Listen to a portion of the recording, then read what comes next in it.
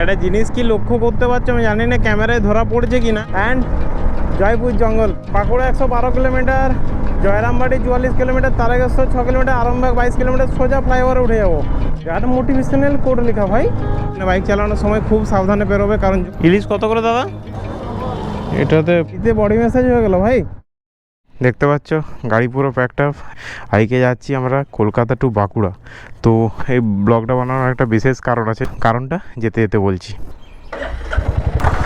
তো এখনও ঘড়িতে বাজছে 6টা, মানে মিটারে বাজছে 6:02, মিটারটা 2 মিনিট ফাস্ট আছে, ঠিক করা হয়নি। 6টা বাজছে এবং আমরা সকাল সকাল পুরো বেরিয়ে গেছি বাঁকুড়ার উদ্দেশ্যে। প্রতিবার এরকম বাঁকুড়া যখন যাই তব থেকে বেশি মাইন্ড ফ্রেশ থাকে, কারণ বাড়ি যাওয়ার আনন্দ। আমার অলরেডি একটা Bankura to Kolkata sir blog দেওয়া আছে, যেটা আমার ফার্স্ট ব্লগ। এই সকাল সকাল রাইড করার একটা জিনিস ভালো কি, রাস্তাঘাট একটু ফাঁকা থাকে, জ্যামটা কম। আজকে সকাল থেকে বৃষ্টি হওয়ার কথা ছিল, মানে আমি কাল রাতে যখন ওয়েদার রিপোর্ট চেক করি তখন আজকে সকাল থেকে বৃষ্টি হওয়ার বেশ ভালোই সম্ভাবনা ছিল, মোটামুটি 80% অর এভাব। আমরা যাত্রাগাছি থেকে চলে এসেছি এই রোডে। এখন এইদিকে উঠে এটা হচ্ছে সাইডে তোমরা দেখতে পাবে, আমার লেফটে পড়বে ইকো পার্ক।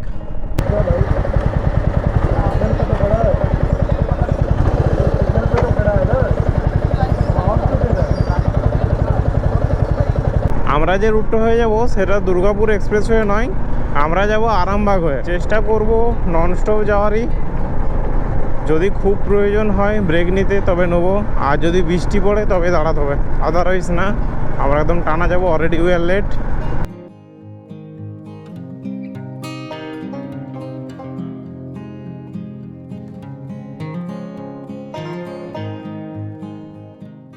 আমরা ডান দিকে হয়ে ঢুকে যাব,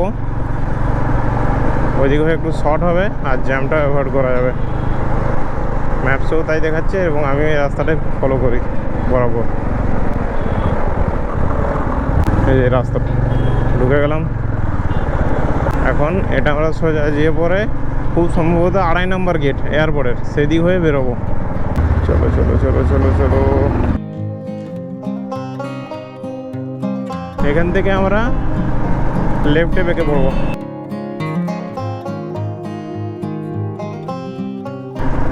এই রাস্তাটা হয়ে সোজা ওই দক্ষিণেশ্বরের পাশ হয়ে বালি ব্রিজ হয়ে পরে আমরা বেরিয়ে যাব। আর এই ব্লগটা বানানোর উদ্দেশ্য এটাই, আমি বাঁকুড়ার যেসব প্লেস এক্সপ্লোর করছি বা পরবর্তীকালে ইন ফিউচারও করবো, বাঁকুড়া হয়তো পুরুলিয়া, সেই সব জায়গা কলকাতার মানুষরা কিভাবে আসবে তাদের উদ্দেশ্যে এই ব্লগ বানানো। যে কলকাতা থেকে তোমরা শর্ট ডিস্টেন্সে কিভাবে ন্যাচারাল বিউটি দেখতে দেখতে যাবে। আমরা দুর্গাপুর এক্সপ্রেস হয়ে যাব না, আমরা যাব আরামবাগ হয়ে। তো আরামবাগের রুটটা হয়ে পরে তোমাকে দেখানোর জন্য এই ভিডিও বানানো, এবং আমরা ভিডিওটা বানাবো ধোলডাং মোড় অবধি, এবং সেই ধোলডাং মোড় থেকে তোমরা যে কোনো জায়গায় চলে যেতে পারবে, কারণ ধোলডাং মোড় থেকে 4টে রাস্তা ভাগ হয়ে যাচ্ছে। যেটা আমরা যে এখন ঢুকবো সেটা হচ্ছে বিষ্ণুপুর থেকে ধোলডাং মোড়, আরও আছে ওইদিকে তালডাঙ্গারা রোড যাওয়ার, খাদড়া যাওয়ার আর দুর্গাপুর যাওয়ার। তো সব কটা জায়গায় তোমরা পাবে, ওখান থেকে অ্যাক্সেস করতে পারবে। যে কটা জায়গা আমি সব ঘুরতে যাবো সব কটা ওখান থেকে পারবে। তো এটাই হচ্ছে এই ব্লগের মোটো। আর বাকি এনজয় করো ব্লগটা। অলমোস্ট এটা 180 কিলোমিটার এখান থেকে বাঁকুড়া, আর দুর্গাপুর রোডটা ধরলে তোমাদের সেটা পড়বে 220, মানে 220। তো 40 কিলোমিটারের পার্থক্য হয়ে যায়। সঙ্গে থাকে প্রাকৃতিক সৌন্দর্য। আরামবাগের রোডটাতে জানো তো তোমরা, আগের ভিডিওতেই যখন বাঁকুড়া থেকে কলকাতা আসার ভিডিওটা দেখেছো তখনও দেখেছো জয়পুর জঙ্গলের সৌন্দর্য। এখনও যাওয়ার সময় সেম জিনিস পাবে। এটা হচ্ছে সেই নোংরা স্তূপের জায়গা, কিন্তু বর্ষায় সেখানেও ঘাস গজি, গাছপালা গজি কি হয়েছে দেখো, নোংরার উপরও। বর্ষা সবকে গ্রিনারি করে দেয়। এখানে তোমরা স্পিকারটা লাগানো দেখতে পাচ্ছ, কিন্তু আপাতত ওটার কোনো কাজ নেই, কারণ আমরা এখন স্পিকার চালাতে পারবো না, নাহলে কপিরাইটের প্রবলেম আসতে পারে। তাই এই জায়গাটা বৃষ্টির সময় জল জমে যায় এবং খালগুলো বোঝা যায় না। তো বি কেয়ারফুল, এখানে বাইক চালানোর সময় খুব সাবধানে বেরোবে, কারণ জল জমে থাকলে কিন্তু খাল বোঝা যাবে না, হঠাৎ করে খালে পড়বে, ব্যাস বিপদ হতে পারে। বর্ষাকালে এক সমস্যা, রাস্তা যেখানে সেখানে দেখতে পাচ্ছ অবস্থা, এত বড় বড় খাল হঠাৎ করে। তাই মানে ভালো রাস্তা, দেখো এগুলো সব ভালো রাস্তা, কিন্তু হঠাৎ করে মাঝে খাল। বাইকারদের জন্য কিন্তু খুবই রিস্কফুল।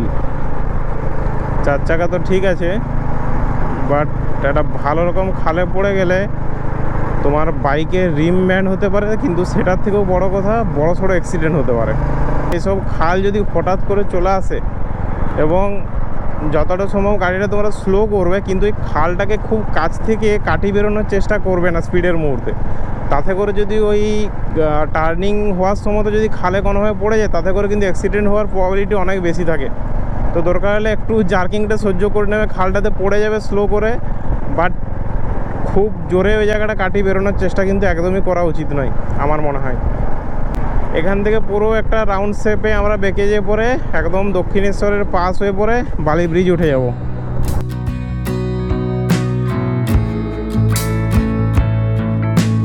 এই বালি ব্রিজে চলে এলাম, দেখতে পাচ্ছ এদিকে গঙ্গা দেখা যাচ্ছে, অতটাও হয়তো ক্লিয়ার দেখতে পাবে না, তার উপর এরকম কুয়াশা। আমি জানি না আদৌ গোপ্রোতে কেমন ভালো ক্যাপচার হচ্ছে, কিন্তু আজকে খুব ভালো রকম কুয়াশা রয়েছে।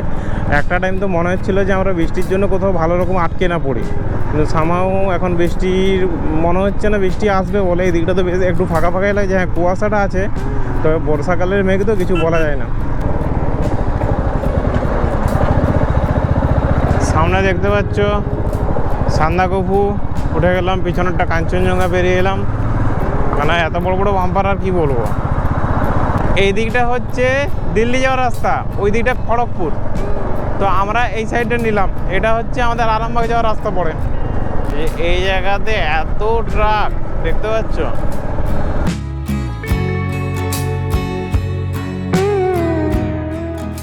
এখানে কি ভাই, হট করে ঢুকে যাবো না তো কোনো জায়গায় জলের উপর দিয়ে যেতে যেতে। রাস্তার কন্ডিশন এই বর্ষাকালে একদম 12টা বেজে যায়। এখান থেকে আরামবাগ হচ্ছে 58 কিলোমিটার। দেখো ওখানে লেখা রয়েছে আরামবাগ 58 কিলোমিটার। এই 4 চাকার খুব একটা পিছনে যাওয়া চলবে না, বুঝতে পারা যাচ্ছে না যে ও তো খাল নিচ দিয়ে 2টো চাকার মাঝে পাস করে দিচ্ছে, বাট আমি বুঝতে পারছি না হঠাৎ করে সামনে খাল চলে আসছে। তো একটু ডিস্টেন্স মেনটেন করে চলাই বেটার। ফাইনালি একটু ফাঁকা স্টেজ পেলাম, আশা করি এখান থেকে পরে অতটা জ্যাম পাবো না, রাইড করতে ভালো লাগবে। গ্রিনারি শুরু হয়ে গেছে, সবুজ মাঠ একদম অনেক দূর অবধি বিস্তৃত।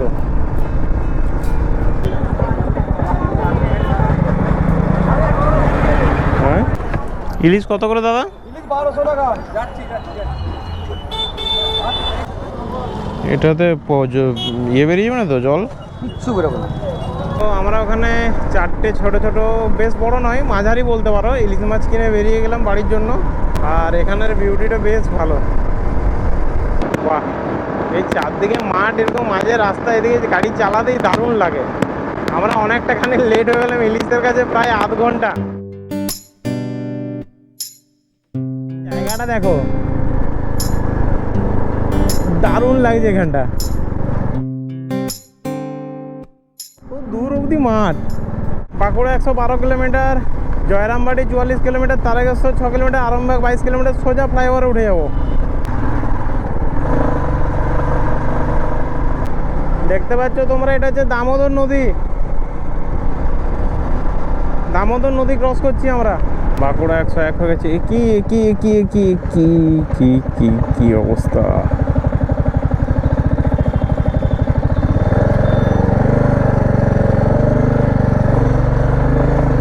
পুকুরের পাড়ে পাড়ে আমরা পেরিয়ে চলে এলাম, দেখলে?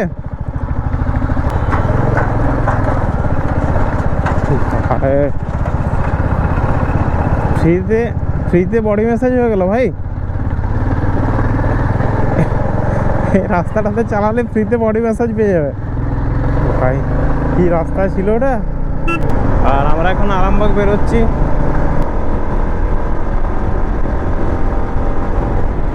আর এই নদীটা কি জানো, এটা হচ্ছে আমাদের ওখানের যে ধোলডাঙ্গার সামনে নদী আছে দ্বারকেশ্বর, সেই নদী। ভাবো, এটা দিয়ে হয়তো নৌকায় করে চলে গেলে আমরা পৌঁছে যেতে পারবো। ওখানে ওই দ্বারকেশ্বর নদীর পাড়ে আছে আমাদের ওখানের এত্তেশ্বর, যেটা হচ্ছে একটা শিব ঠাকুরের মন্দির, তোমরা অনেকেই জানো। আবার একটা এরকম মাঠ। এখানে মাঠগুলো যখন আসছে না, একদম অনেকটা জায়গা জুড়ে এবং সমতল। আর 5-6 কিমি পরে আমরা কতুলপুর ঢুকে যাব। কতুলপুর ঢোকার পরে কতুলপুরের থেকে কিছু কিলোমিটার পরেই হবে জয়পুর জঙ্গল, সব থেকে সুন্দর যেটা।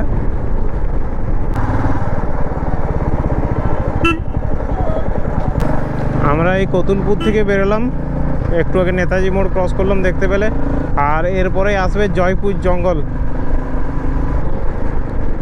এর আগে যদি এক পশলা বৃষ্টি হতো তাহলে আরও দারুণ হতো জয়পুর জঙ্গলের ভিউটা। তাও দেখা যাক এখন কেমন লাগে। একটা জিনিস কি লক্ষ্য করতে পারছো আমি জানি না ক্যামেরায় ধরা পড়ছে কি না, মাঠ তারপরে দূরে হালকা একটা কুয়াশার মতো আবরণ দেখা যাচ্ছে, দেখতে পাচ্ছ কি? দারুণ দেখতে লাগছে, দারুণ। ফাইনালি আমরা জয়পুর জঙ্গল পৌঁছে গেছি।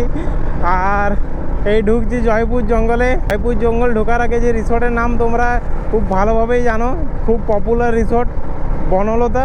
সেই বনলতা এখন পেরোচ্ছি। এই যে এটা হচ্ছে বনলতা রিসর্ট, এখানে দেখতে পাবে বনলতা হোটেল লেখা আছে। এখানে পর আমি রসগোল্লাটা খেয়েছিলাম, এই এত বড় বড় রসগোল্লা এবং বেশ দারুণ। অ্যান্ড জয়পুর জঙ্গল।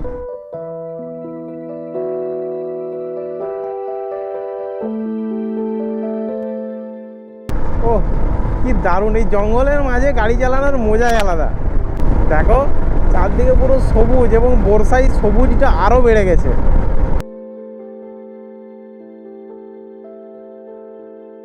এখানে অনেক জায়গায় লেখা আছে ড্রাইভ স্লো, ডিয়ার ক্রসিং, কিন্তু ভাই এখন দিনের বেলায় আর হরিণ কোথায় পাবে?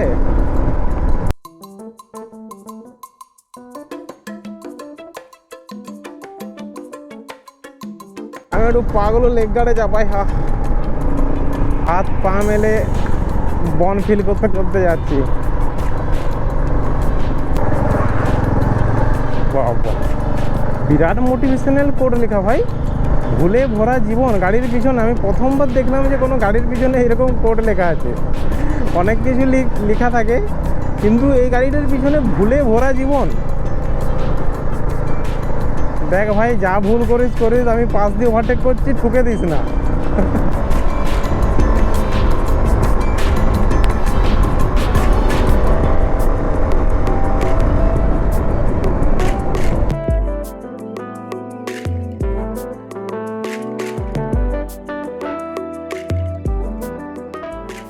এই রাস্তাটা দিয়ে চলে গেলে একদম বিষ্ণুপুরের ভিতর হয়ে ঢুকে যাবে। এটা হচ্ছে বিষ্ণুপুর গেট।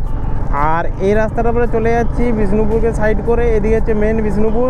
আমরা বিষ্ণুপুরের সাইড হয়ে এদিকে বেরিয়ে যাব বাঁকুড়ার উদ্দেশ্যে। এইখানটাতেই আমি ফার্স্ট ব্লকে যেতে যেতে বলেছিলাম যে আমার গোপ্রো একটা থাকলে ভালো হতো। তো এখন এই ব্লগটা গোপ্রোতেই রেকর্ড হচ্ছে, কিন্তু সেটা অবশ্য ইউটিউবের টাকা থেকে নয়, এখন ইউটিউবে আমার মনিটাইজ হয়নি। সেটা নিজের টাকা থেকেই ইএমআই করে যা হোক করে কেনা হয়েছে, বাট কন্টেন্ট ভালো করতে হবে, দ্যাট ইজ দ্য মোটো। আর এখান থেকে আমরা ডান দিকে বেঁকে যাবো বাঁকুড়ার উদ্দেশ্যে। ভালো করে রাস্তাটা দেখে নিই, কিচ্ছু নেই, চলো। আর 28 কিলোমিটার।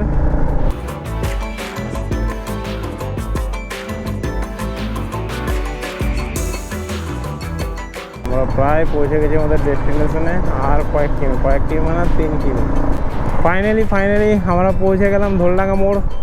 আর বলে দিই একবার, ওই দিকটা হচ্ছে দুর্গাপুর রোড, এই সাইডটা হচ্ছে খাতড়া, আর আমরা যে দিকটায় যাবো এই দিকটা হচ্ছে তালডাংরা। আমরা তালডাংরা দিকে বেঁকে যাব, এই যে বেঁকে গেলাম। আর এই রাস্তাটা হয়ে আমরা গিয়েছিলাম বড়দি পাহাড়, সেই ভিডিওটা আমি এখানে পিং করে দিলাম, তোমরা চাইলে দেখে নিতে পারো। আর আজকের আমি আমাদের রাইডটা এখানেই শেষ করলাম।